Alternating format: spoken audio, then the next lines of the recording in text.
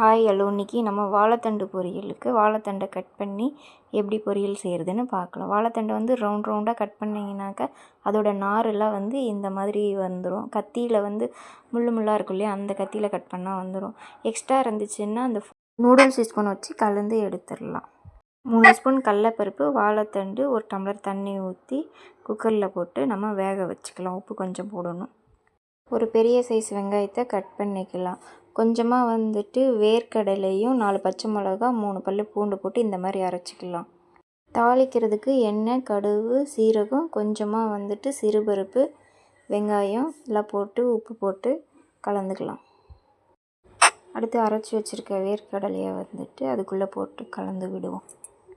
வாழைத்தண்டு சாப்பிட்றதால நம்ம கிட்னியில் இருக்க கல்லெல்லாம் கரையுன்னு சொல்லுவாங்க. அதனால் வந்து வாழைத்தண்டு நிறையவே எடுத்துக்கங்க. வாழைத்தண்டு ரெடி ஆயிடுச்சு. தேங்க்யூ.